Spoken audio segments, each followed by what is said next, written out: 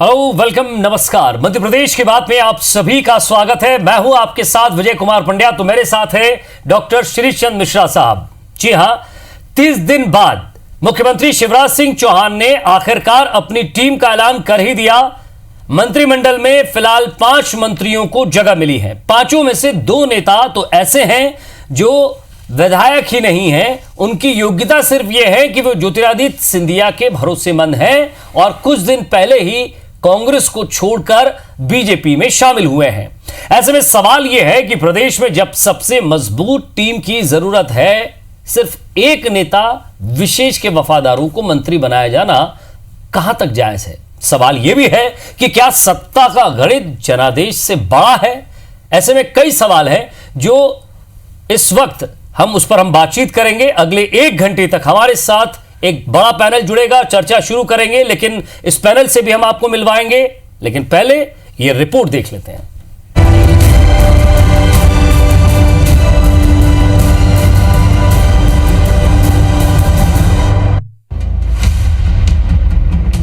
मैं तुलसी सिलावट संविधान के प्रति सच्ची श्रद्धा और निष्ठा रखूंगा। यह है तुलसी सिलावट, जो कुछ दिन पहले ही बीजेपी में शामिल हुए हैं। फिलहाल ये विधायक भी नहीं है। इनके दूसरे साथी गोविंद राजपूत की कहानी भी ऐसी ही है।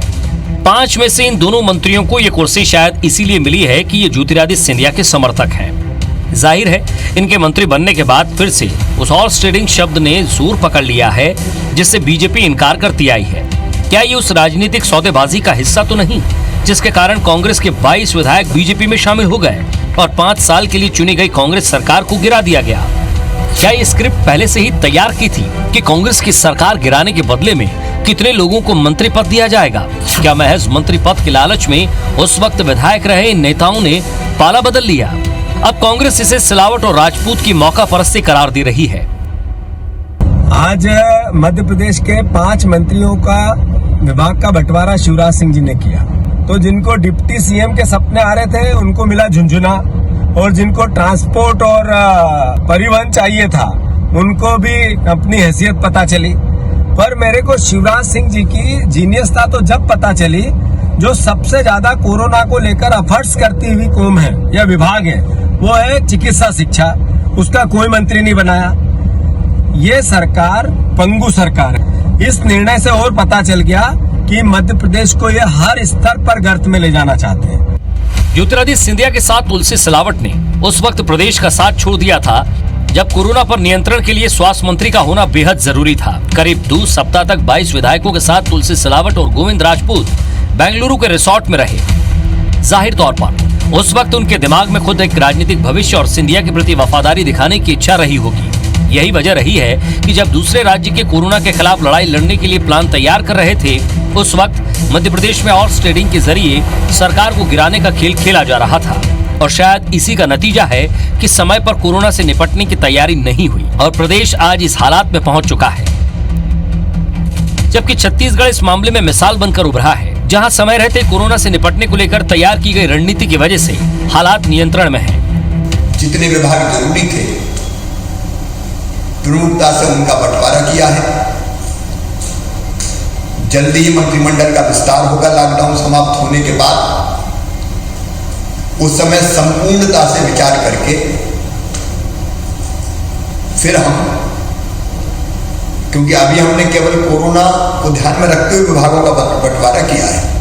वैसे कांग्रेस छोड़कर बीजेपी में शामिल हुए नेताओं के सामने चुनौती फिर से विधानसभा चुनाव जीतने की भी है, और ये इतना आसान भी नहीं है, क्योंकि जिन क्षेत्रों से ये नेता आते हैं वहां के स्थानीय बीजेपी नेता भला कैसे नेताओं को स्वीकार कर पाएंगे, ये बड़ा मुद्दा है। Bureau report, IBC 24। तो न वोट न चुनाव, सीधे बन गए मंत्री। इसी पर हम चर्चा करेंगे। एक बड़ा पैनल हमारे साथ जुड़ेगा। कुणाल चौधरी जी, कांग्रेस विधायक, वो हमारे साथ जुड़ेंगे। दुर्गेश केशवेनी साहब, बीजेपी प्रवक्ता है, वो हमारे साथ जुड़ेंगे। प्रभु पटेरिया जी, वरिष्ठ पत्रकार के तौर पर हमारे साथ जुड़ रहे हैं। और स्टूडियो में मेरे साथ IBC 24 के managing editor doctor Shrish Chandra Mishra ji भी रहेंगे। सर, आपने देखा किस तरह से मध्य प्रदेश में कल विभागों का बंटवारा हुआ। 2 लोग वो मंत्री बने हैं जो विधायक भी नहीं। अब विडंबना देखिए कि 230 की असेंबली है और भारतीय जनता पार्टी के पास इतने सारे विधायक होने के बाद भी भारतीय जनता पार्टी से मात्र 3 लोगों को मंत्री बनाया गया। अब ये जो सत्ता का बंटवारा हुआ है, इसको क्या कहा जाए? क्या इसको हॉर्स ट्रेडिंग कहा जा सकता है, या क्या ये एक तरह की सौदेबाजी है? इन सब बातों पर हम चर्चा करेंगे। हमारे साथ भारतीय जनता पार्टी के नेता भी हैं, हमारे साथ कांग्रेस के नेता भी हैं, और हमारे साथ वरिष्ठ पत्रकार प्रभु पटेरिया जी हैं, जो मध्य प्रदेश की राजनीति को बहुत करीब से देखते, समझते और जानते हैं। तो सबसे पहले पटेरिया जी, आपके पास ही जाएंगे। ये जो कल जो मंत्रियों की शपथ हुई है, इसको आप कैसा देखते हैं? हमको जो समझ में आया वो इतना समझ में आया कि एक तरह की सौदेबाजी जैसी बात सामने आई है। जो व्यक्ति विधायक नहीं है वो मंत्री पद की शपथ ले रहा है, और जैसा कि मुख्यमंत्री जी बोल रहे हैं कि कोरोना को देखते हुए उस मंत्रिमंडल का विस्तार किया गया है, मंत्रिमंडल जो गठित किया गया है। तो जो व्यक्ति कोरोना के समय, जब कोरोना भारत में प्रवेश कर रहा था, वो स्वास्थ्य मंत्री थे, वो अब जल संसाधन मंत्री बन गए।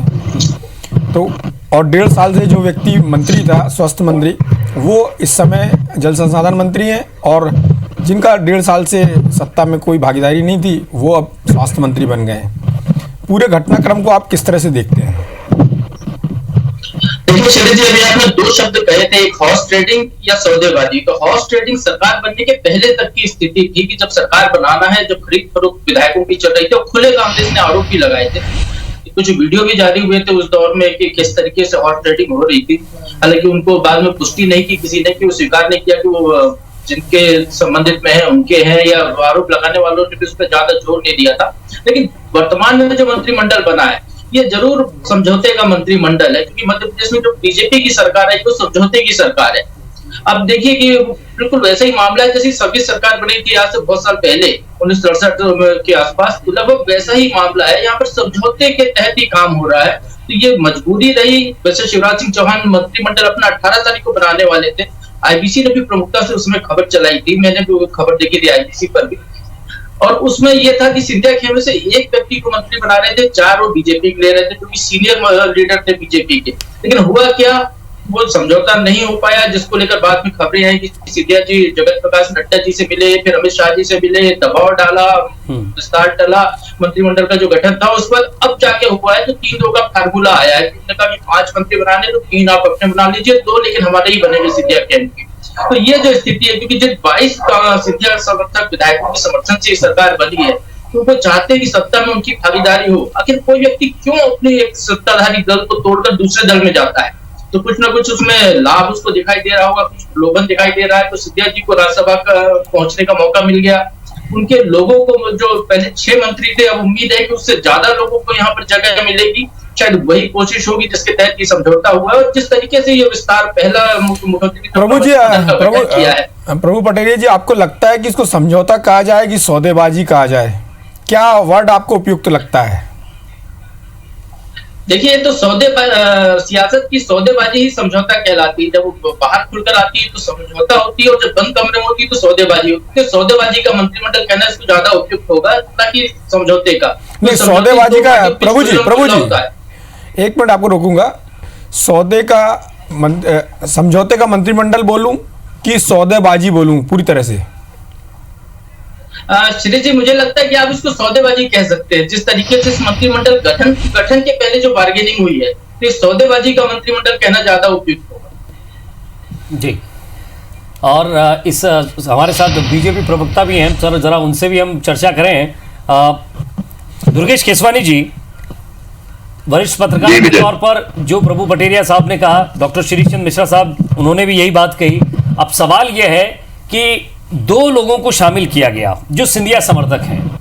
अब ऐसे में जो वरिष्ठ हैं, जो सहकारिता डिपार्टमेंट को पहले देख चुके हैं, नेता प्रतिपक्ष हैं, बहुत सीनियर लीडर्स हैं, जिन्होंने बचपन से, जब से वो जुड़े थे, माफी चाहूंगा, बचपन से नहीं, जब से वो बालिग हुए तब से जुड़े, संघ से जुड़कर विद्यार्थी परिषद से जुड़कर फिर पार्टी, और पार्टी में सर्वस्वदान कर चुके हैं। ऐसे लोगों को आज हाशिए पर आना पड़ा है, चाहे वो सौदेबाजी हो या फिर चाहे वो आपका समझौता हो, और समझौता भी ऐसा जिसमें उस समझौते को एक्सेप्ट करने के 2 सबूत साफ तौर पर दिखाई दे रहे हैं। देखिए विजय जी, मीडिया पर्सन हमारे प्रभु जी निश्चित रूप से वरिष्ठ पत्रकार रहे, आप भी बहुत बड़ा ज्ञान रखते हैं और डॉक्टर शिरीष जी भी बिल्कुल निश्चित रूप से सब चीजों को करीब से थे। अब ये कयास लगाना कि सौदेबाजी है या समझौता है, मुझे लगता है कि ये उपयुक्त शब्द नहीं है चीजों के लिए। निश्चित रूप से यह प्रिविलेज माननीय मुख्यमंत्री श्री शिवराज सिंह चौहान जी का है और उन्होंने अपने प्रिविलेज के हिसाब से उनको लगा कि इस टाइम पे जो हम लोग मध्य प्रदेश में कोरोना की लड़ाई लड़ रहे हैं और निश्चित रूप से उनको अपने अपने साथियों को बढ़ाना था और लड़ाई को, और जो कोरोना की महामारी जो संकट था उसको निश्चित रूप से जो भी रोकने के लिए उनको लगा, उन्होंने उचित कदम उठाए और from the first hour Shivraj ji ने स्पष्ट अपनी मंशा कर दी कि मेरी प्राथमिकता सिर्फ और सिर्फ कोरोना है और मेरे प्रदेश की 7.5 करोड़ जनता जिसको मैंने भगवान की तरह पूजा, उनको कोई दुख नहीं होने चाहिए, उनको कोई तकलीफ नहीं होनी चाहिए, उनको कुछ उनके स्वास्थ्य की रक्षा करना हमारा दायित्व है। तो निश्चित ही हम उस पर काम कर रहे हैं। बाकी ये कयास और ये जो नाम आप नहीं है दुर्गेश जी, इसमें कयास जैसी कोई बात नहीं है। ये तो जो चीजें वो सामने साफ साफ दिख रही हैं। जो लोग विधायक नहीं है उनको आपने मंत्री बना दिया, जो आपकी पार्टी में इतने सीनियर विधायक बैठे हुए थे, जो नेता प्रतिपक्ष थे, उनको मंत्री तक नहीं बनाया गया। मुझे लगता है इसके लिए सबसे उपयुक्त वर्ड जो है वो यही है। और जिन चीज़ों को अभी तक देश में मीडिया में हॉर्स ट्रेडिंग कहा जाता था, तो किसको हॉर्स ट्रेडिंग कहा जाएगा? आप बताइए, यदि ये वर्ड उपयुक्त नहीं है तो किसको हॉर्स ट्रेडिंग कहा जाएगा? आपके हिसाब से सत्ता की हॉर्स ट्रेडिंग क्या होती है, मैं भी जानना चाहूंगा। देखिए डॉक्टर साहब, इसके बारे में इसके जो ज्ञाता हैं दिग्विजय सिंह जी ने बहुत समय पूर्व 1 साल पहले उन्होंने हॉर्स ट्रेडिंग करके चिल्लाना शुरू किया था कि 100 करोड़ की बात हो रही है, पर वो उन चीजों के लिए कहीं पे कोई चीज उस चीज को प्रूफ नहीं कर पाए। उसके बाद आते आते जब समय बीतता गया तो वो 25 से 30 करोड़ पे आ गए, उस चीजों को भी वो प्रूफ नहीं कर पाए। तो निश्चित रूप से जिस चीज को कभी कोई प्रूफ नहीं कर पाया है तो उसको क्या, उस बारे में हम क्या कहते हैं। बाकी निश्चित रूप से यह प्रिविलेज स्पष्ट रूप से माननीय शिवराज जी के रहा है और उन्होंने अपने मंत्रिमंडल में जिसको जगह दिए और जैसा आप आदरणीय गोपाल भार्गव जी के दिए अन्य नेताओं के लिए वो सब वरिष्ठ हैं। समय अभी सबकी चिंता यही है कि सिर्फ और सिर्फ कोरोना से कैसे लड़ा जाए और सब उस पर काम कर भी रहे। दुर्गेश जी, मुझे मुख्यमंत्री जी के प्रिविलेज पर कोई शंका नहीं है। मुझे भी मालूम है कि मुख्यमंत्री जी का प्रिविलेज है कि वो किसी भी व्यक्ति को 6 महीने के लिए मंत्री बना सकते हैं। सवाल ये नहीं है, सवाल ये है जो सत्ता बदली गई वो किस बिना पर बदली गई। मैं शिवराज जी पर नहीं जा रहा हूँ, मैं जो ये सत्ता परिवर्तन हुआ है इसको क्या कहा जाएगा उस पर जा रहा हूँ। आप यदि उसको शिवराज जी से जोड़ रहे हैं, कोरोना से जोड़ रहे हैं, तो मेरा विषय वो नहीं है। कोरोना की जब बात शुरू हो रही थी तब तो भारतीय जनता पार्टी के नेता जिस भूमिका में थे, कांग्रेस की जो सरकार थी उन लोग जिस भूमिका में थे, सबको मालूम था कि उस समय कोरोना किसी की प्रायोरिटी नहीं थी, जिसका नतीजा आज प्रदेश देख रहा है और भोग रहा है। देखिए, भूमिका जो आप डॉक्टर साहब आप बात कर रहे हैं, निश्चित रूप से जो कांग्रेस का अंतरकलह था, हम फ्रॉम द फर्स्ट डे जब कांग्रेस वक्त बदलाव के साथ कमलनाथ जी ने गद्दी संभाली थी, हम उसी दिन से कहते थे कि ये कुपों में बटी हुई कांग्रेस है और आने वाले समय में देखेंगे कि अपने बोझ के तले गिरेगी। ये इनका बोझ इन्हीं के लोग टूटे, इन्हीं के लोग गए और इन्हीं के ही लोग उन्होंने ज्वाइन की बीजेपी। जी, आपको नहीं लगता दुर्गेश जी कि सिंधिया जी इस जो ट्रेडिंग है उसके एक ऐसे पक्षकार थे जो अपने लोगों को देना चाहते थे और आपकी पार्टी एक ऐसे पक्षकार के रूप में सामने आई जो उसको लेना चाहती थी? तो इसको इसलिए बार बार सौदेबाजी या हॉर्स ट्रेडिंग का नाम मैं देना चाह रहा हूं। देखिए, मैं आपको स्पष्ट बता दूं डॉक्टर साहब, सिंधिया जी की जो नाराजगी की वजह थी, उन्होंने स्पष्ट रूप से किसानों की बातें उठाई थी, अतिथि विद्वानों की बातें उठाई थी और अनेक मुद्दों पे सरकार को जो सिंधिया जी ने कहा था कि कांग्रेस का वचन पत्र हमारे लिए गीता पुराण और ग्रंथ के समान है, उस वचन पत्र में जो बातें कही गई उनकी परिपालना होनी चाहिए, उनका पूर्ण होना चाहिए। पर जब उन्होंने इसके लिए कहा कि मुझे अगर लगता है कि अगर ये सब चीजें कांग्रेस की सरकार नहीं कह रही है तो मुझे सड़कों पे आना पड़ेगा, सड़क पर आना पड़ेगा, तो निश्चित रूप से कमलनाथ जी के ने अहंकार रूपी जो उनके वाक्य थे, अगर उनको सड़क पे आना है तो आ जाए। आज कमलनाथ सरकार सड़क पे आ गई, वो तो वहीं पे है जहां पे थे, आज भी वो अपने उस पे हैं, पर कमलनाथ सरकार निश्चित रूप से सड़क पर आ गई। आपने एक बहुत अच्छी बात बोली कि वो जहाँ पे थे वहीं पर है, मतलब वो राज्यसभा में तब भी नहीं जा पा रहे थे और अभी भी नहीं जा पा रहे हैं, अभी वो कैंडिडेट के रूप में ही है।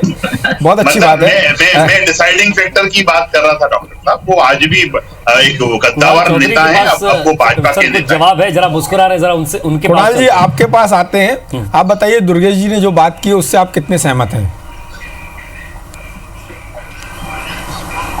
देखिए, पहली बात तो ऊंट की चोरी चुपके चुपके नहीं होती है, हमारे यहाँ एक कहावत है।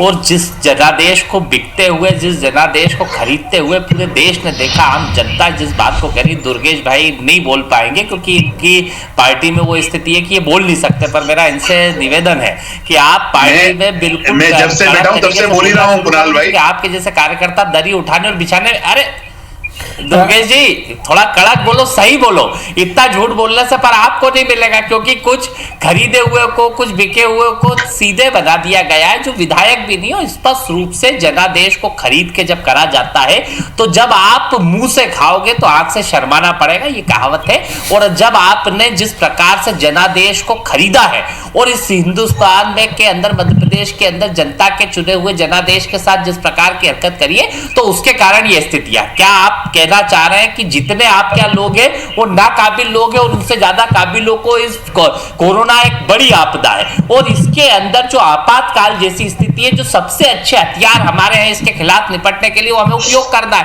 आपने कहा ये सबसे 5 अच्छे हथियार भारतीय जनता पार्टी के थे जिसका उपयोग माननीय मुख्यमंत्री शिवराज सिंह चौहान जी कर रहे थे। क्या वो विधायक, वो जिसको मंत्री आपने बनाया, इंदौर का कातिल नहीं है तो क्या है?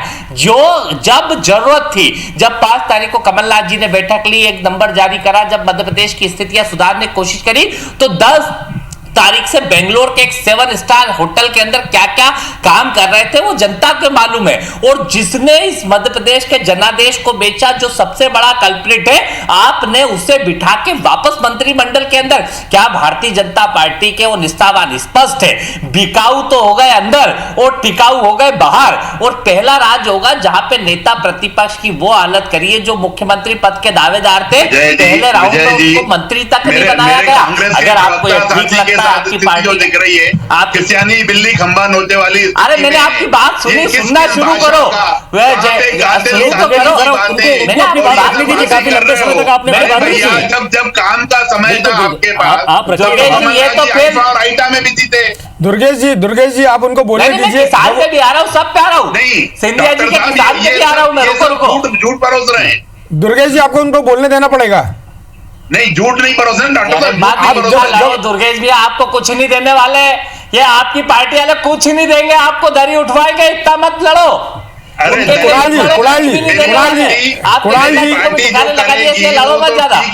कुणाल जी आप उनकी भूमिका के बारे में मत बोलिए, आप उनकी बातों के बारे में बोलिए, इतना झूठ मत बोलो। सुनिए ना कुणाल जी, आप उनकी भूमिका के बारे में मत बोलिए, उनकी बातों के बारे में बोलिए। किसान के लिए मैं बिल्कुल, उन्होंने कहा कि किसान, आप विषय पे बात करें, आप लोग तो अच्छा होगा व्यक्तिगत रूप से बात मत करें। विभीषण जी को, हाँ मैं, इन्होंने उठाया ना कि किसान के लिए गए, आप ये दरी उठाने वगैरह वाली बात मत करिए प्लीज। सरकार ने किसान के पेट पे लात, छाती पे गोली, किसान की बात नहीं करूं जी, किसान नहीं करिए ना, करिए, आप बहुत अच्छी बात कर रहे हैं, लेकिन उनके ऊपर मत, व्यक्तिगत रूप से मत बोलिए। पेट पे लात और छाती पे गोली मारी, हाँ नहीं बोलूंगा, उठान दो उनको, दरी कोई दिक्कत नहीं। हाँ। नहीं ये ठीक नहीं है, ये स्वीकार नहीं है, ये स्वीकार नहीं है। तो छाती पे गोली मारी, नंगा करके किसान को मारा, और किसानों को के साथ जिस प्रकार से कर्जा चढ़ाया वो सरकार के साथ वो चले गए, और जिन्होंने कर्जा माफी करी उनके साथ वो नहीं गए। आज किसान की क्या हालत है, जिसने किसान के 2000 रुपए कुंटल गेहूं बिकवाए वो सरकार के साथ नहीं थे, जो 1925 में भी गेहूं नहीं बिकने दे रही है उसके साथ चले जाते हैं। आज कोरोना की महामारी में जब मोटरसाइकिलों की किस्तें तक नहीं भरवाई जा रही है, जब किराया तक मकान मालिकों से मना करा जा रहा है, उस समय किसान से सोसाइटियां भरवाई जा रही है। जिस प्रकार की स्थितियां किसानों के लिए सिर्फ लालच और डर, लालच के कारण और अपनी निजी संपत्तियों को ठीक कराने के लिए वहां पे गए, बाकी कोई स्थिति नहीं है। और जिस प्रकार से इस मध्य प्रदेश के जनादेश का अपमान करके सागर में 5-5 लोग विधायक जो 8 बार के ना 4 बार के, वो सब घर बैठे, और जो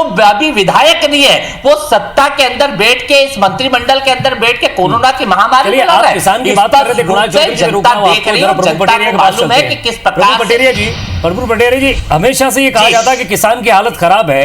जब कांग्रेस की सरकार थी तो बीजेपी लगातार चिल्ला रही थी, शिवराज जी लगातार कह रहे थे सीएम साहब की वर्तमान सीएम जो है वो काम नहीं कर पा रहे हैं, किसानों की बात नहीं सुन रहे हैं, मुआवजा नहीं मिल रहा है, फसलों का मुआवजा नहीं मिल रहा है, बारिश तक का मुआवजा नहीं मिला, ओला पाला का मुआवजा नहीं मिला, 2 लाख रुपए की बात की वो तक नहीं मिले। सवाल ये था कि उस समय भी किसान परेशान था, आज जब आपकी सरकार चली गई है तब भी सरकार किसान परेशान है, तो किसान किसकी सरकार में खुश था प्रभु जी? देखिए, किसान किसी की सरकार में खुश नहीं है। किसान पिछली सरकार से ना खुश था, शिवराज सिंह चौहान की, तो उसने कांग्रेस को सपोर्ट किया था कि कर्ज माफी के मुद्दे पर के समर्थन में आकर कांग्रेस ने कर्ज माफी का जो 10 दिन में वादा किया था, वो वादा 10 दिन का वादा पूरा नहीं हुआ उनका, अभी तक कर्ज माफी नहीं हो पाई 15 महीने बीत चुकने के बाद भी सभी किसानों की। यहाँ पर भी किसान आ रहा था, किसान की सम्मान निधि जो केंद्र सरकार ने मंजूर की थी, वो 15 महीने बाद मध्य प्रदेश में किसानों को मिलना शुरू नहीं हुई।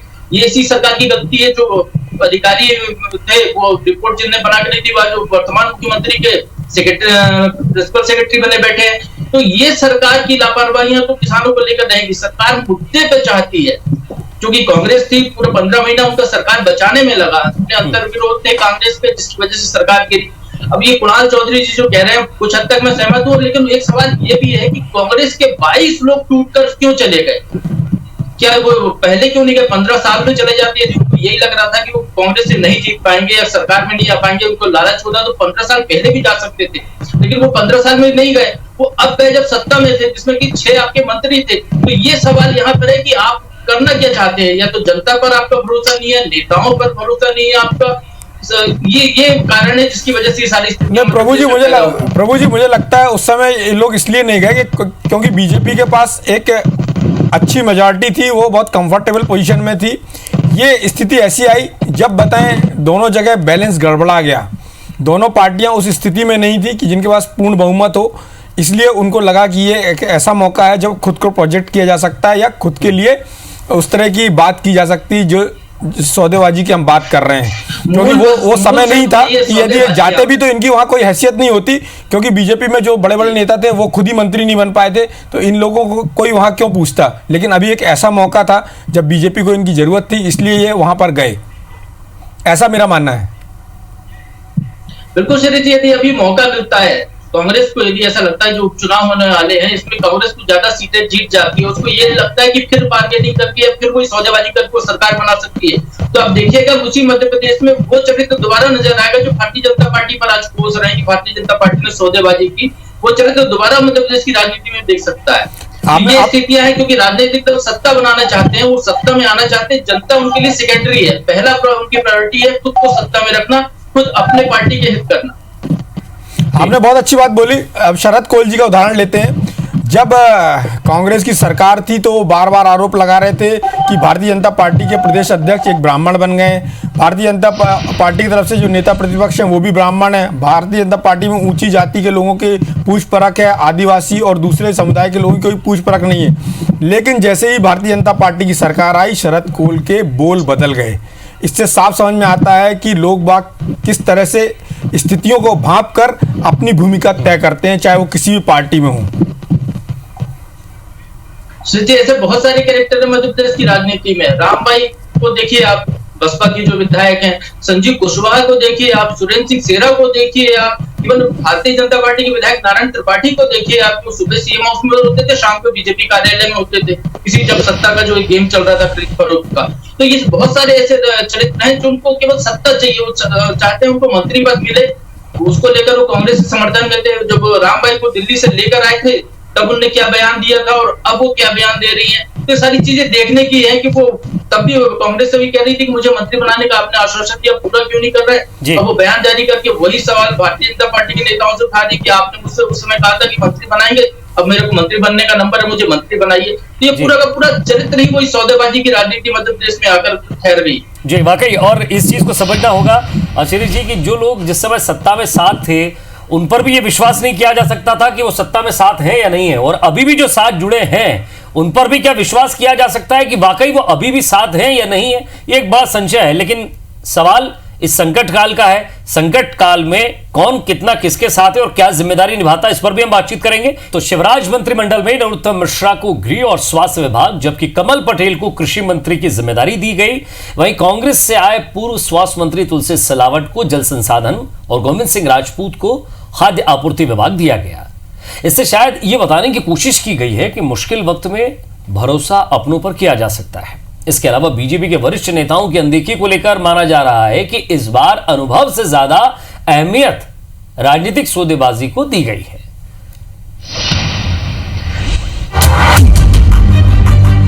गोपाल भार्गव, भूपेंद्र सिंह, रामपाल सिंह, अजय विश्नोई, सीता शरण शर्मा, अरविंद भदौरिया, संजय पाठक, ये बीजेपी के वो भरोसेमंद नाम हैं जिन्हें पार्टी ने मंत्रिमंडल से दूर रखा, जबकि दूसरी पार्टी से आए तुलसी सिलावट और गोविंद सिंह राजपूत को मौका दिया गया। संभव है कि बीजेपी के इन नेताओं को अगले विस्तार में जगह मिल जाए, लेकिन मौजूदा स्थिति को देखें तो गोपाल भार्गव को सहकारिता का काफी अनुभव है। उनकी जगह सागर से ही आने वाले गोविंद राजपूत को यह विभाग दिया गया, यानी 40 साल के अनुभव पर सिंधिया की वफादारी भारी पड़ गई। इसी क्षेत्र से आने वाले भूपेंद्र सिंह को तो मौका ही नहीं दिया गया। इसके अलावा कांग्रेस सरकार के स्वास्थ्य मंत्री रहे तुलसी सिलावट को इस मुश्किल वक्त में स्वास्थ्य विभाग की जगह जल संसाधन विभाग देकर ये बताने की कोशिश की गई कि वो सिंधिया के समर्थन से मंत्री तो बन सकते हैं, लेकिन अहम विभाग मिले ये जरूरी नहीं। जब मंत्री बनाए हैं, भले कम बनाए हैं, नियमानुसार कम से कम 12 बनना चाहिए था, बनाए 5 है, तो विभागों का वितरण तो होना था। पर शिवराज सिंह चौहान जी ने बता दिया कि बागियों को उनकी सही स्थान और सही जगह क्या है। खबरें हो रही थी मार्केट में और सोशल मीडिया पे, मीडिया में सुना जा रहा था कि किसी को उप मुख्यमंत्री बनाया जाएगा। उनको विभाग भी ऐसा दिया है जो बहुत ज़्यादा जवाबदेही वाला नहीं है, जो अपनी मातृ संस्था का नहीं हुआ, जो अपने साथियों का नहीं हुआ, उस पर भरोसा कोई क्यों और कैसे करे। ये बात शिवराज सिंह चौहान जी ने बताकर देकर विभाग सत्य को चरितार्थ कर दिया है। करीब 15 महीने पहले कांग्रेस के ज्यादा विधायक जितवाकर जनता ने कांग्रेस को सरकार बनाने का मौका दिया था, लेकिन सिंधिया के 22 विधायकों समेत बीजेपी में शामिल होने के कारण वो चल नहीं पाई। तब बीजेपी पर विधायकों की खरीद फरोख्त के कई आरोप लगे, लेकिन पार्टी मना कर रही है। लेकिन फिर चाहे वो सिंधिया को राज्यसभा का टिकट देना हो या 5 में से 2 मंत्री बनाना, ये बताता है कि कांग्रेस की सरकार को गिराने के लिए जो खरीद फरोख्त हुई थी उसकी शर्तें धीरे धीरे पूरी होने लगी हैं। बीजेपी आज भी हॉर्स ट्रेडिंग से इनकार करती है, लेकिन इस सवाल का जवाब देने से बचती है कि भला ऐसी क्या मजबूरी थी कि पार्टी के वरिष्ठ नेताओं की अनदेखी करके सिंधिया के खेमे के सिलावट और राजपूत को मौका दिया गया। वो कोविड-19 मतलब कोरोना को ध्यान में रखते हुए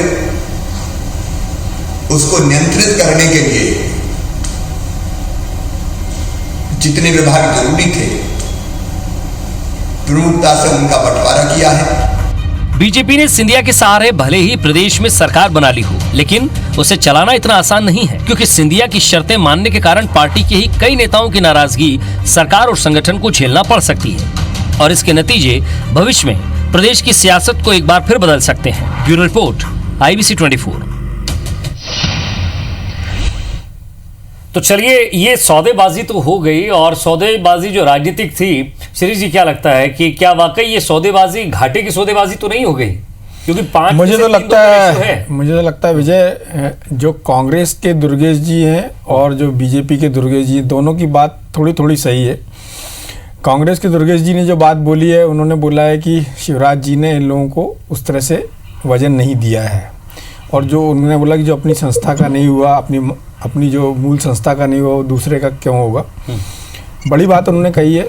और दुर्गेश जी ने जिस तरह से बोला है, तो मुझे लगता है ये जो पूरा घटनाक्रम हुआ है सिंधिया के लिए, ये जो सौदेबाजी है वो एक घाटे का सौदा साबित हुई है। सबसे पहले तो जिस तरह जब सिंधिया का आगमन हुआ और शिवराज जी ने उनको जिस विभीषण की उपाधि दी, वहीं से आप देखिए कि अपमान का सिलसिला, जिस मान सम्मान को पाने के लिए उन्होंने अपनी पार्टी को छोड़ा और दूसरी पार्टी में गए, और उनको जिस उपमा के साथ संबोधित किया गया। विभीषण भगवान राम के अनन्य भक्त थे, लेकिन उन्होंने अपनों का साथ छोड़ा, इसलिए कोई अपने पुत्र का नाम विभीषण नहीं रखता है। और शिवराज जी ने जिस भी संदर्भ में ये बात की, हालांकि बाद में उन्होंने उस बात का स्पष्टीकरण भी दिया, लेकिन बात तो हो गई। और सिंधिया के लिए इतना बड़ी उपमा देना और इस परिप्रेक्ष्य में उपमा देना एक ठीक बात नहीं कही जा सकती, शुरुआत ही गलत थी। लेकिन हम बात अपने मूल मुद्दे पर आते हैं, सौदेबाजी पर। तो सौदेबाजी तो ये हुई है, लेकिन सौदेबाजी में सिंधिया को वो फ़ायदा नहीं हुआ, और निश्चित रूप से इस सौदेबाजी में बीजेपी भी जिस स्थिति में फंसी हुई है, तो जो बात दुर्गेश जी ने बोली, दुर्गेश केसवानी जी ने बोली कि कांग्रेस के अंतर कलह से सरकार गिरी थी कांग्रेस की, कहीं ये बात बीजेपी के लिए भी लागू ना हो जाए, क्योंकि बीजेपी के भी बड़े बड़े नेताओं के साथ इस समय हो रहा है, वो बीजेपी में कोई अच्छे संकेत नहीं दे रहा है। तो मेरा सवाल है कुणाल जी आपसे कि ऐसी स्थिति है जब आपकी पार्टी के ऊपर ये आरोप लगा कि आपके अंदर पार्टी में असंतोष था, निश्चित रूप से आपकी पार्टी के लोग भी जिम्मेदार हैं, तो आपको नहीं लगता कि आपकी पार्टी को इस बात को जोर शोर से उठाना चाहिए?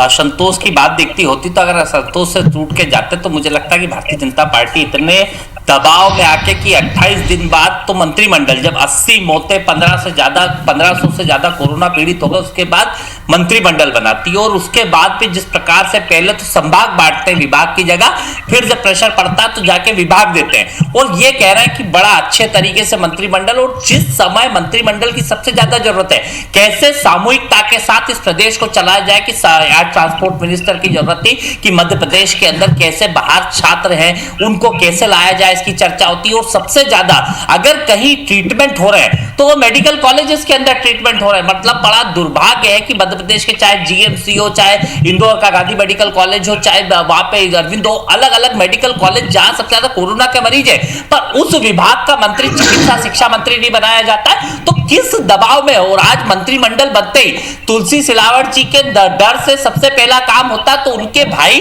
जो इंदौर में वहां पे प्रिंसिपल है कॉलेज के, सारे में कॉलेज बंद है। कौन से? ये साइंस कॉलेज में आर्ट्स के प्रिंसिपल है, उनको एडी का चार्ज दे दिया जाता है इंदौर संभाग के अंदर। मतलब उनको फाइनेंशियल पावर और एडी के चार्ज के लिए जो काम किया जाता है, सबसे पहला काम आज वो किया जाता है। तो आप स्पष्ट समझ सकते हैं कि अंतर कलह नहीं, ये खरीदी और फरोख्त की बात है। और जो बात कह रहे थे कि पहले क्यों नहीं गए, तो पहले इतना बड़ा माल इनको नहीं मिला होगा, जिस प्रकार से बिकाऊ रामों की संज्ञा इनको दी जाती है, इतने ज्यादा माल के साथ बिके नहीं होंगे। जो खरीदार थे बीजेपी के, इन्होंने खरीदारी, आज आटे में 4 किलो कम निकल रहा है। लोग जो सोशल मीडिया पे कह रहे हैं कि एमएलए खरीदने में हुआ घाटा, तो वो पूरा करेगा 4 किलो आटा। मध्य प्रदेश की जनता के साथ जो धोखा इन्होंने किया, उन धोखेबाजों को सर पे चढ़ाने का इन्होंने काम किया। मध्य प्रदेश में एक राजनीतिक अलग तरीके की, क्योंकि जनता का जनादेश नहीं है, ये खरीदा हुआ जनादेश है। मध्य प्रदेश की जनता इसका जवाब देगी। अभी आगे 24 चुनाव आ रहे हैं, उसके अंदर जनता इन्हें जवाब देगी। और सबसे बड़ा कोरोना के कल्प्रिट को, अगर कोरोना इस देश में और मध्य प्रदेश में कहीं फैला है, तो एक ट्रंप और दूसरे मिस्टर विभीषण, 2 लोग इसके जवाबदार है। और उसके साथ अगर कोई है तो वो मिलावट राम जी है, जिनको आज मंत्री पद से नवाजा गया है। जो इंदौर के होते हुए इंदौर की जो हालत है, इंदौर की जनता इन्हें माफ नहीं करेगी। भी चुनाव में तो जाए 6 महीने मंत्री बन सकते हैं, पर 6 महीने के अंदर इनको जनता जो जवाब देगी जिस दिन चुनाव होगा। आज मध्य प्रदेश में जिस प्रकार से वन मैन आर्मी के रूप में शिवराज जी काम करना चाहते हैं, लगातार मंत्रियों को बनाना नहीं चाहते। और मेरा स्पष्ट आपसे निवेदन भी है कि अगर इस खराब विकट परिस्थितियों में आपका कम मंत्रियों से काम चल सकता है, तो आगे फिर मंत्रिमंडल बनाने की जरूरत क्या है? जब परिस्थितियां खराब है, जब मंत्रियों की जरूरत है, जब सामूहिकता से काम करने की जरूरत है, जब अगर 5 लोग चला सकते हैं, तो फिर अच्छे समय में 5 से ज्यादा मंत्री बनाने की जरूरत क्या है शिवराज जी को? आपने बहुत बड़ी बात बोली। ये बात मैंने भारतीय कैलाश विजयवर्गीय जी से भी बोली थी कि जब एक व्यक्ति 28 दिन तक राज्य चला सकता है, तो फिर पूरे दिन चलाया जा सकता है, मंत्रिमंडल विस्तार की आवश्यकता भी क्यों है? आपकी बातों पर हम दुर्गेश केसवानी जी का जवाब लेंगे। दुर्गेश जी, आपका क्या सोचना है जो आरोप कुणाल चौधरी जी ने लगाए हैं आपकी पार्टी के ऊपर और आपकी पार्टी की सरकार के ऊपर? देखिए डॉक्टर साहब, कांग्रेस का काम सिर्फ और सिर्फ आरोप लगाना है। फिर चाहे इनके राष्ट्रीय नेतृत्व से लेकर हमारे कुणाल भाई तक कर लीजिए, आरोप लगाते ही रहेंगे। ये संताप करना छोड़ दें। जो गलतियां इन्होंने की, अगर वो असंतोष अपनी पार्टी में संभाल लेते तो निश्चित रूप से आज जो ये बातें कर रहे हैं उन बातों पे गौर किया जाता। पर जब ये अपने पार्टी का ही असंतोष नहीं दबा पाए, असंतोष से नहीं निपट पाए, और ये कल्प्रिट की बात कर रहे हैं कि उस कल्प्रिट को आपने बना दिया। अरे कल्प्रिट तो कमलनाथ जी हैं, कुणाल जी, जिन्होंने 45 दिन तक सिर्फ और सिर्फ यही करते रहे कि सरकार कैसे हमारी बच जाए, सिर्फ सरकार बचाओ अभियान में लगे रहे और रेड कारपेट बिछा के जमातियों का आप स्वागत करते रहे। आपकी कथनी और करनी दोनों में अंतर है। आप सरकार में जब आए थे तो आपने किसान कर्ज माफी की बात की थी, जो आपके राहुल गांधी जी भोपाल आकर यहाँ पे मध्य प्रदेश की धरती पर आके बोल जाते हैं कि आप 10 गिनना आपका कर्जा माफ, नहीं तो मुख्यमंत्री तो वहीं बने रहे, राहुल गांधी जी ही साफ हो गए। और उसके बाद की बात आपने जो बच्चों को स्कूटी, जो लैपटॉप, जो कन्यादान योजना की पैसों की बात की थी, आप कहीं से लेकर कहीं तक नहीं रहे। कमलनाथ जी की प्राथमिकता सिर्फ जैकलिन का जैक लगाकर आईफा अवार्ड की बात करने लगे, आईटा की बात करने लगे, रंगाई पुताई की बात करने लगे, दारू की बिक्री मध्य प्रदेश में कैसे बढ़े उसकी बात करने लगे, उसके बाद गांजे की खेती कैसे की जाए मध्य प्रदेश में, इसकी चिंता करते रहे। अगर आप 7.5 करोड़ जनता की चिंता करते तो आज यहाँ खंबे नहीं नोचते होते। आप निश्चित रूप से सरकार में होते। आपके ही नेता, चाहे सिंधिया जी उस समय पे, उन्होंने आपके किसान कर्ज माफी की बात की थी, लक्ष्मण सिंह जी ने आरोप लगाए थे आप पे, उमंग श्रृंगार जी ने दिग्विजय सिंह पे आरोप लगाए थे, तब भी आप जेल जाते तो आज आपकी ये स्थिति नहीं होती। आपको विपक्ष में बैठ के उल जुलूल बातें करने की बात नहीं होती। और किसानों के नाम पर आप तो ऐसे मगरमच्छ के आंसू बहा रहे हैं। अगर हम 15 महीने तक हम लोग बोलते रहे, आपके माध्यम से आईटीसी ने भी इस मुद्दे को उठाया। केंद्र सरकार जो 6,000 रुपए किसानों के खातों में जमा करना चाहती है, उनकी आपने सूची तक उपलब्ध नहीं कराई। अरे आप तो सिर्फ और सिर्फ राजशुद्ध सर, आपने पैसा बहुत लेट पहुंचाया। जब आपसे पैसों की मांग की गई तो आपने कहा कि 2019 तक का बकाया लेके आइए। 2018-19 की बात आपने कर दी थी, पिछले 2 साल का, और जो कि शिवराज सरकार को भरना था। चलिए दुर्गेश जी, ये तमाम बातें अगर आप खोदने जाएंगे तो बहुत सारा कुछ निकल कर सामने आएगा। प्रभु पटेरिया साहब, एक सीधी बात ये कि कुणाल चौधरी जी कह रहे थे कि यहाँ सिलावट के एक व्यक्तिगत आरोप उन्होंने लगाया कि उनके भाई को ये चार्ज दिया गया और एक बड़ा पद वहां दिया गया। इसका मतलब साफ है कि उनकी सरकार में सिलावट साहब की तो नहीं चल रही थी। बिल्कुल, यदि सिलावट जी यदि बीजेपी में आए कांग्रेस छोड़कर, तो इसका अर्थ यही है कि उनकी उस सरकार में नहीं चल रही थी। तब तो उनके भाई को उनका यदि पद मिला है तो उनके एक सिफारिश पर ही मिल गया। अब ये देखिए कि पिछली सरकार गई क्यों, कारण की ओर कांग्रेस ध्यान नहीं दे रही है। मुख्यमंत्री कमलनाथ जी लगातार कहते रहे, जब कह रहे थे कि हॉर्स ट्रेडिंग हो रही है, तो कमलनाथ जी कहते थे कि हाँ, मैंने विधायकों से कह दिया है, कोई यदि पैसे दे रहा है तो लेके रख लो। कमलनाथ जी दूसरी बात ये हर बार कहते थे कि 20-25 बीजेपी के विधायक मेरे संपर्क में है। तो मध्य प्रदेश में तो खुली हॉर्स ट्रेडिंग का दौर ही पहले से ही चल रहा है, जब से सरकार बनी हुई थी पिछले 15 महीने की। वही उसी काम को बीजेपी ने आगे बढ़ा दिया। बीजेपी ने सपोर्ट किया, जो नाराज हुए सरकार से उनको बीजेपी ने समर्थन दिया और वो इधर आकर बैठ गए। सिंधिया जी को फायदा न होने की जो बात करें, सिंधिया जी को व्यक्तिगत तौर पर बड़ा फायदा हुआ। सिंधिया जी ने एक चीज जरूर साबित की आज की राजनीति में कि उनके लोग उनके प्रति कितना कमिटमेंट रखते हैं, ये उन्हें दिखा दिया कि नेताओं के साथ उनके समर्थकों का कमिटमेंट क्या होना चाहिए। वो सिंधिया ने दिखाया कि उनकी एक आवाज पर उनके सारे के सारे 18-19 लोग जाकर बेंगलोर जाके बैठ गए और इस्तीफे भेज दिए वहां से। तो ये आज की राजनीति में जरूर परिवर्तन यहाँ पर है, लेकिन ये जो घटनाक्रम चला, इससे मध्य प्रदेश का कोई भला नहीं हुआ। प्रभु जी मैं आपसे एक सवाल करना चाहूंगा। मध्य प्रदेश की राजनीति का इस तरह का ट्रेंड नहीं रहा है, मध्य प्रदेश में इस तरह की सौदेबाजी का ट्रेंड नहीं रहा है, बल्कि छत्तीसगढ़ जब नया बना तो छत्तीसगढ़ में शुरुआती दौर में इस तरह का एक दौर चला जो अजीत जोगी की सरकार के समय था और बाद में थोड़ा बहुत रमन सिंह की सरकार के समय भी सामने आया था। लेकिन मध्य प्रदेश की राजनीति को जो दूषित करने का एक काम हुआ है, वो मध्य प्रदेश की राजनीति में पहले इस तरह का ट्रेंड बहुत पहले कभी एक आध बार हुआ होगा, लेकिन वैसा देखा नहीं गया। तो क्या आपको नहीं लगता कि ये एक मध्य प्रदेश में गलत परंपरा की शुरुआत हो गई, चूंकि अभी भी 24 सीटें ऐसी हैं जहां पर चुनाव होने के बाद परिणाम ऊपर नीचे हो सकते हैं, फिर ऐसी स्थिति बन सकती है? श्री जी, दोष किसको दें आप ये बताइए। इसलिए दोषी जनता है, हम ही मतदाता दोषी हैं जिनने ऐसी सरकारों को चुना जो हम असेंबली हमने चुनी। कांग्रेस को हम यदि बनाना था सरकार तो पूर्ण बहुमत से जनता देती, लेकिन जनता ऐसा पूरा मैंडेट एक जगह मिलकर नहीं दे सकती ना, वो अपने क्षेत्र का विधायक चुनती है। वहां पर जो मैनिपुलेशन हो गया वोट में जनता के द्वारा गलती से, उसका नतीजा है कि हम ये परिस्थितियां झेल रहे हैं। हमको विश्वास शिवराज सिंह चौहान की पिछली 15 साल की सरकार पे नहीं था, इसलिए हमने उनको कम विधायक जिताए। कांग्रेस के जिताए लेकिन इतने नहीं जिताए कि वो पूर्ण रूप से मेजोरिटी में आ सके। तो ये परिस्थितियां निर्मित हुई जिसका नतीजा मध्य प्रदेश भोग रहा है। पहले दिन से ही जब कांग्रेस सरकार बनी तो उसी समय सरकार गठन के समय से ही ये सौदेबाजी का दौर शुरू हो गया था। आज भी वही दौर चल रहा है और ये दौर जो आप कह रहे हैं बिल्कुल सही कह रहे हैं। 24 सीटों पे जो चुनाव होंगे और उसके नतीजे जो आएंगे तब तक ये दौर चलेगा। शायद इसीलिए कांग्रेस ने कमलनाथ जी ने जिस दिन इस्तीफा दिया था 20 मार्च को, कांग्रेस का ट्वीट आया था कि 15 अगस्त को झंडा कमलनाथ जी फहराएंगे।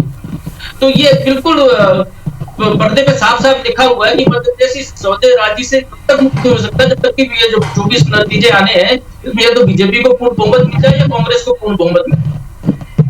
जी वाकई, लेकिन श्री जी इसमें आपको लगता है अभी भी कि ये सौदेबाजी जो है वो घाटे की नहीं है? क्योंकि बीजेपी लगातार ये कोशिश कर रही थी। मैं कुणाल चौधरी जी से एक बात पूछना चाहूंगा, हालांकि ये विजय, मैं आपको एक बात बोलना चाहूंगा। यहाँ पे सौदेबाजी की बात हो रही है, अब घाटा फायदा तो ये तो दोनों व्यापारियों ऊपर निर्भर करता है कि जो व्यापार हुआ दो लोगों के बीच में, जो सौदेबाजी हुई उसमें कौन ज्यादा कुशल व्यापारी साबित हुआ, ये तो देखने वाली बात होगी। और वो दिखाई भी पड़ रहा है कि किसको इसमें घाटा हुआ है, लेकिन ये बात तो तय है कि सौदा हुआ है। लेकिन एक और महत्वपूर्ण बात सर मैं आप ही से करना चाहूंगा, उसके बाद मैं कुणाल चौधरी की तरफ चलूंगा। क्या अब भी ये विश्वास के साथ कह सकते हैं कि ये जो लोग जिन्होंने शपथ ली है और जो बीजेपी में शामिल हुए हैं, इन्हें अब हम क्या कहें, सिंधिया समर्थक कहें या बीजेपी नेता कहें? अभी फिलहाल इन्हें क्या कहें और आगे भी क्या स्थिति रहेगी? देखिए, इसमें तो मैं प्रभु पटेरिया जी की जो टिप्पणी है उस पर जाता हूँ। उन्होंने जो बोला है, प्रभु जी ने जो बोला है, उन्होंने साफ तौर पर बोला है कि ये सिंधिया समर्थक है और सिंधिया ने दिखा दिया कि उनके प्रति इनकी जो भक्ति भाव है, जिसको बोलना चाहिए, ये उनके इतने लॉयल लोग हैं, उनने इनकी लॉयल्टी दिखाई है। तो इसको हम इनको भारतीय जनता पार्टी के नेता इसलिए भी नहीं कह सकते क्योंकि इनका पूरा जीवन कांग्रेसी विचारधारा का जीवन रहा है और उसी के माध्यम से जीतते रहे। ये भले भारतीय जनता पार्टी का पट्टा ओढ़ लिए लेकिन उसकी विचारधारा से इनका कोई लेना देना नहीं। इनको सिंधिया समर्थक कहना ही उपयुक्त होगा। जी, कुणाल चौधरी जी की तरफ चलते हैं। कुणाल जी, एक थोड़ा सा तीखा सवाल है, जो आपके ना हुए वो इनके हो जाएंगे और क्या आप इन्हें होने देंगे?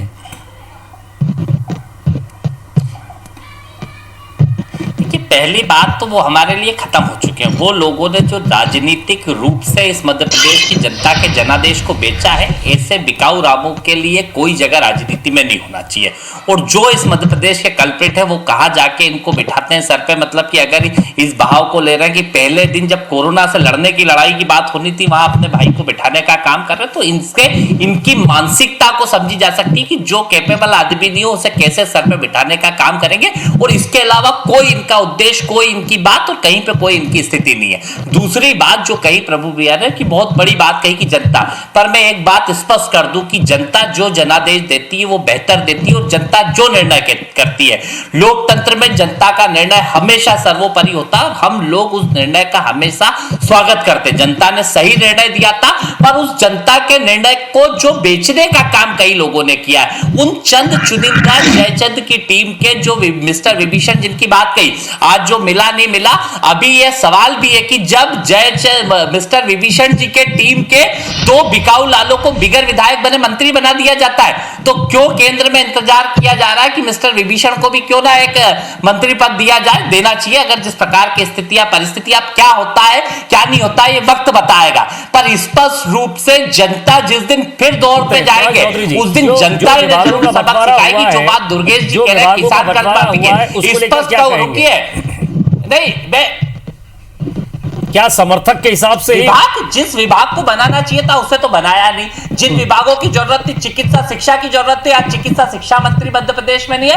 कि ऐसा एकमात्र प्रदेश होगा हिंदुस्तान में, विश्व में, जहां पे इस महामारी में जो एक्सपर्ट लोग, और कह रहे हैं कि इतने एक्सपर्ट ये लोग हैं, अगर एक्सपर्ट बनाने थे तो किसी मेडिकल इमरजेंसी के जानकार व्यक्ति को, इन्हें जनता की जान से कोई परवाह नहीं है, जनता में कोरोना फैल रहा उससे कोई परवाह नहीं है, इन्हें सिर्फ परवाह है कि कैसे ये बिकाऊ लालों को एडजस्ट करने का काम करें, कैसे जनता के लिए ये छोड़ के सिर्फ अपनी सरकार को स्थिर अस्थिर दियो, इसके लिए काम करने का काम कर रहे हैं। जबकि आज वो समय है जब सबसे ऊपर उठ के कोरोना जैसी महामारी से, और स्पष्ट जो 3 बातें इन्होंने कही कि कांग्रेस ने, जब राहुल जी ने, कांग्रेस पार्टी ने, माननीय कमलनाथ जी कुछ कहना चाह रहे हैं, वहां उनकी आवाज आ रही है, मैं रोकना चाहूंगा। दुर्गेश जी, आप कुछ कह रहे थे, आपकी आवाज नहीं आ पा रही है। देखिए विजय जी, कुणाल जी हार को पचा नहीं पा रहे हैं, और जिस जनता के जनादेश की बात कर रहे हैं, जो जनप्रतिनिधि, जो विधायक चुन के आए थे, चिंता मत करो, जनता ने चुने थे, उनको कमलनाथ जी हार को नहीं पचा पा रहे हैं या वार को नहीं पचा पा रहे हैं? जो वार किया उसको नहीं पचा पा रहे हैं या हार को नहीं पचा पा रहे हैं? अरे हार को नहीं पचा पा रहे हैं, ये आज जब विपक्ष में बैठे हैं वो नहीं पच पा रहा है इससे। जो जनप्रतिनिधि की बात कर रहे हैं, जो जनता की बात कर रहे हैं, वो जब विधायक कमलनाथ जी से मिलने जाते थे तो कमलनाथ जी उनको ही कहते थे चलो चलो हो गया, उनका सिर्फ और सिर्फ ध्यान था। और ये सलाह किस बात की दे रहे हैं? जितने महीने इन्होंने सरकार नहीं चलाई, उन 15 महीनों में मध्य प्रदेश को 15 साल पीछे ले आइए। मध्य प्रदेश को कहीं का, मतलब इन्होंने सिर्फ, इनके जो उमंग श्रृंगार जी ने बताया था, जो इनके मंत्री ने, कि ये सब लोग लूटने, पूरे सभी हमारे साथी लूटने में लगे हुए हैं, तो ये तय था, वो यही करते थे काम। न किसानों की बात करना इन्होंने छोड़ दी, इन्होंने जैकलिन की बात की, बंगलों की रंगाई पुताई की बात की, विधान परिषद की बात की। ये सिर्फ और सिर्फ जो इनके फायदे के काम थे, ये उनकी बात करते थे। जब आप क्यों नहीं विधायकों से मिले? कमलनाथ जी क्यों नहीं विधायकों से बात कर पाए? जी प्रभु पटेरिया साहब, एक शेर है, जरा उससे शुरुआत करूंगा, आप जरा उसका जवाब दीजिएगा। मैं रोक रहा हूँ कुणाल चौधरी जी आपको। प्रभु पटेरिया जी भी लंबे वक्त से हमारे साथ बने हुए। ये एक शेर था प्रभु पटेरिया साहब, आप जरा उसको बहुत अच्छे से समझेंगे। कुछ लोगों का सीधापन है, कुछ अपनी अय्यारी है, बा इज्जत है हम बस्ती में। वो शेर को जरा समझिए कि औरों जैसा होकर भी बा इज्जत हम में बस्ती में। अब आप सोचिए, ये कह रहे हैं कि इनके लोग खफा थे, अरे आप तो इंतजार ही इसी बात का कर रहे थे। बिल्कुल विजय जी, ये शेर बिल्कुल प्रासंगिक है मध्य प्रदेश की वर्तमान परिस्थितियों को लेकर। कांग्रेस को यदि संभाल सकती है अपने लोगों को, क्योंकि सिद्धेश्वर समय से कांग्रेस में थे, ये लोग भी कांग्रेस में थे, बाकी विधायक, कांग्रेस क्यों नहीं संभाल पाई, क्यों जाने दिया, क्यों नहीं रोक पाई? वहां से भी कोई ना कोई जो चूक हुई है कांग्रेस के पूरे मैनेजमेंट में, उसको देखना चाहिए था इनको। अब बातें दुनिया भर की कर लेने से कोई फायदा नहीं है। आज चिकित्सा स्वास्थ्य मंत्री बना दिया, तो अब सवाल हो रहा है कि चिकित्सा शिक्षा मंत्री क्यों नहीं बनाया? एक स्वाभाविक सी प्रक्रिया है कि जब भी कोई मंत्रिमंडल में विभागों का वितरण होता है, जो विभाग किसी के पास नहीं होते वो विभाग मुख्यमंत्री के पास होते हैं, तो विभागों का, तो मुख्यमंत्री देख रहे हैं इस परिणाम को। पर जहां तक मंत्रिमंडल की बात है, न मंत्रिमंडल ना होना, वो भी संविधान के अनुच्छेद 164 का उल्लंघन था। जो अभी 5 सदस्यीय मंत्रिमंडल बना, ये भी संविधान के उसी अनुच्छेद का उल्लंघन हो रहा है, क्योंकि उसमें नियम है कि कम से कम 12 मंत्री होने चाहिए और अधिकतम 15% तक हो सकते हैं। तो कहीं ना कहीं गलतियां तो हुई है, लेकिन चूंकि ये कोरोना का काल है, एक अभूतपूर्व परिस्थितियां निर्मित है, इसमें बहुत सारी छूटें हासिल है। क्योंकि अप्रैल के पहले बजट पारित हो जाना चाहिए था, बजट पारित नहीं हो पा रहे, सरकार ने परमिशन दे रखी है सरकार ने, तो सारी परिस्थितियों को देखते हुए निर्णय लिया गया। और काम कोई मंत्री फील्ड पर जाकर नहीं करने वाला। ये 5 मंत्री जो बनाए गए हैं, ये घर घर जाकर राशन नहीं बांटेंगे, ये घर घर जाकर कोरोना का टेस्ट नहीं करेंगे, ये वही वल्लभ भवन में बैठ के मॉनिटरिंग करेंगे। जो काम अधिकारी कर रहे हैं, डॉक्टर कर रहे हैं, पुलिस वाले सड़क पर कर रहे हैं, वो अपना काम करेंगे। ये एक उसमें एड ऑन हो गए हैं बस। मैं कमेंट करी और जाऊंगा। डॉक्टर श्रीचंद मिश्रा साहब हमारे साथ लगातार बने हुए हैं। सर, क्या लगता है आपको, आगे क्या परिस्थितियां देखते हैं आप? देखिए, मध्य प्रदेश में जो सौदेबाजी की शुरुआत हो गई, ये तब तक चलेगी जब तक जो 24 सीटों के चुनाव होना है, और उस चुनाव में जब तक कोई स्पष्ट जनादेश नहीं आएगा, कोई भी पार्टी उस स्थिति तक नहीं पहुंच पाएगी जब तक जो कंफर्टेबल, जिसको बोलना चाहिए कंफर्टेबल मेजॉरिटी नहीं आएगी, तब तक मध्य प्रदेश को इस परिस्थिति को झेलना पड़ेगा। और ये मध्य प्रदेश में जो गलत शुरुआत हुई है, वो उसका रोकना तब तक उसके जरूरी है जब तक कि वहां की जनता न तय कर दे कि किसी पार्टी को स्पष्ट बहुमत मिले। जी, वाकई वो एक बहुत महत्वपूर्ण विषय होगा। और जिस तरह से सर ने बताया कि अभी हमें इंतजार करना हो कुछ और इंतजार कुछ उस चुनाव का, उस उपचुनाव का सर क्या कहेंगे? उपचुनाव तक का इंतजार तो करना ही पड़ेगा।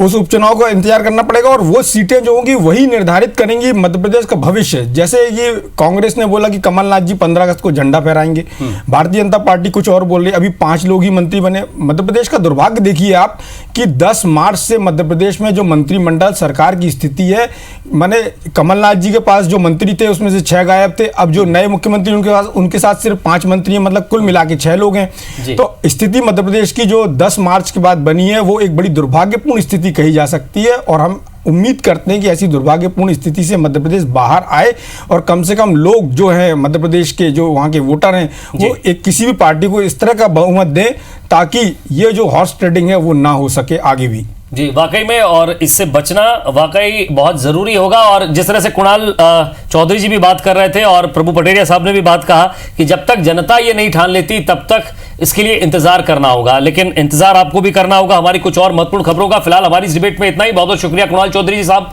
आपका, दुर्गेश केशवानी जी आपका और प्रभु पटेरिया साहब आपका भी। नमस्कार।